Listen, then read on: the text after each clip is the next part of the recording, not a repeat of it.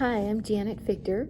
I'm the author of the Living Faithfully Bible Studies, and today you're joining me for part 3 of the Wellsprings of Living Waters Bible Study. This is the last of the series, and part 1 we explored the imagery of God's creation, full of wellsprings that spring up from the ground, and full of imagery about the temple and the purposes for water within the temple, talking a little bit about Ezekiel's vision of the new temple. And then part 2, we explored Jesus and he as our source of living waters, and how he told people over and over again to come and drink of his goodness. Come, get to know him, believe in him, follow him, serve him, love him as he loves us. And he will always quench our thirst and our hunger to know him, to be righteous, to know truth, and to live as children of God's kingdom. So today we are exploring, and I say exploring, some of the imagery about water that we hear about when we read in the book of Revelation and other Old Testament prophets that are prophesying about the end times. I have a caveat that I am no expert on anything related to the end times. I, of course, love thinking about it, dreaming about it, and I do a lot of wondering about it. But our focus for this study is to focus on the imagery of water within the end times. And I'm going to remind you, first of all, to be sure you go to my website and download a PDF document. It's a little bit longer for this part 3 because I actually printed out a lot of the scriptures. That might make it easier, so you don't have to look up so many scriptures as we progress. But I do suggest printing this out as you listen to the video. So we're going to begin by, first of all, telling you that when I was throughout this study, I didn't know how to end it because there's just so many references about water in the Bible. I don't think I knew how many there were, but there's 722, I guess, references in some way, shape, or form that talk about water in God's kingdom, in God's creation, in the life of the Christian, in our source of living waters, in Jesus. So it is kind of a study where I feel we could certainly go deeper, go longer, and that's why within each study I do give you some going deeper explorations that you might want to engage in on your own, or reach out to me via email, by my website, and I will be happy, I will be thrilled to have the conversation with you. But let's jump right in and let's talk about, let's revisit, actually, first of all, let's revisit the temple in Ezekiel's vision from part 1 of this study, where Ezekiel saw the altar in the tabernacle, in the inner sanctuary of the temple, that there was a mysterious underground stream coming from beneath the altar of God. But that stream continued to grow and spread throughout the land, making the waters pure, purifying the waters of the Dead Sea, bringing life, bringing trees that bear fruit. And he even tells us that the fruit of those trees will be for healing of the nations. So we know the dwelling place of Almighty God as water. We know it is designed with flowing rivers that cleanse, that nurture, that purify, and that bring life. That's really bottom line about any of this study. But as we also explore Revelation and we read about the disciple John's vision, he sees a new earth and a new Jerusalem descending, and the very presence of God, of course, is in the New Jerusalem. There is no longer a tabernacle. There is no longer an inner room that only the priests can enter, because Jesus gave us all access to the throne room of God. So those are some differences from in the two visions. But what's the same between John's vision of the end times New Jerusalem and Ezekiel's vision of the new temple for Israel is the flow of water.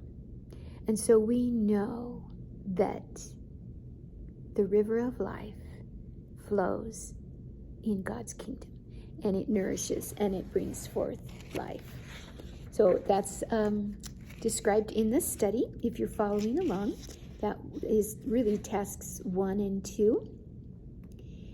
And then we move to, I'm going to skip task 3 and move to task 4, where this is the very last chapter in Revelation 22:17. The Spirit and the bride say, "Come." And let the one who hears say, "Come." And let the one who is thirsty come. Let the one who desires take the water of life without price. I find it so fascinating. This is the last chapter of the Bible. There's only 3 more verses, and those 3 verses are basically John, establishing his credentials with his audience. But this chapter 17, the very last verse of this heavenly vision that John is describing, talks about water, inviting us to come one more time.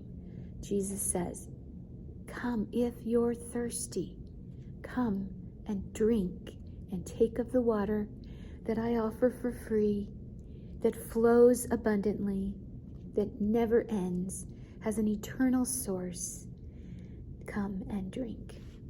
Isn't that cool? I just love it. I just love it.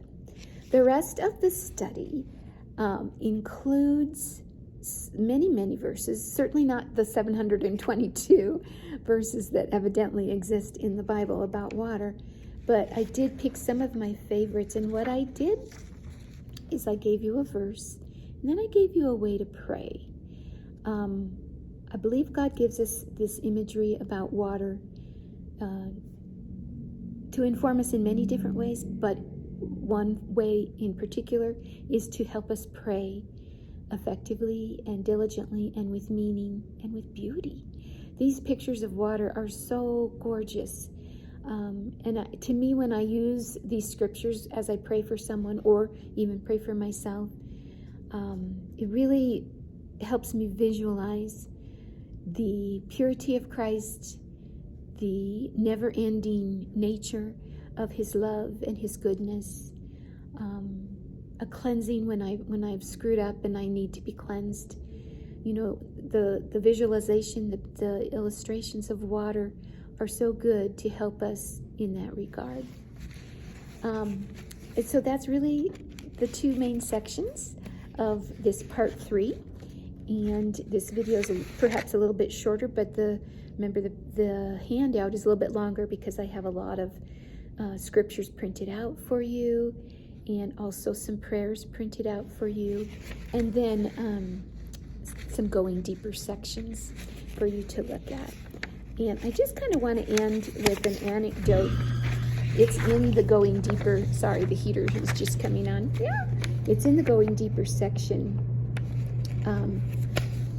I've been studying Hebrew and Greek words a little bit, and somebody, since this is the new year, this is we're coming up on 2022, I decided to look up in Strong's Concordance the Hebrew word that correlates with the number 2022, and also the Greek word that correlates with the number 2022 using Strong's Concordance.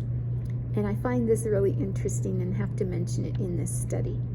The Hebrew word is har, H-A-R, and it means a mountain or a range of hills, and sometimes it's used figuratively in the Bible to talk about the high places, the dwelling places of God, Mount Zion, for example. And then the Greek word, and I'm not sure I can say this, is epikeo, and it means to pour upon, and to pour in. So when I hear that word pour, I think of water, I think of liquid. what if, oh Lord, let it be, that the year 2022 is the year when God's living waters pour from his holy mountain, flowing throughout our land to cleanse us, to nourish life, and to bring forth that fruit that will heal the nations. Wouldn't that be glorious? I'm going to pray in that manner. I hope you will join me in praying that way too. God bless you. Thank you for joining me for these studies. If you didn't get a chance to do the Wellspring of Life Part 1 and 2, you can access those on my Gumroad site, which you can find on my website, or just email me. I'm happy to send you those. And I can even send you the video that went with those. So just let me know. I'm happy to help. God bless you. And if I have another Bible study, I'll let you know. I'm not feeling led to at this point, but we shall see what God does. God bless you. Bye-bye.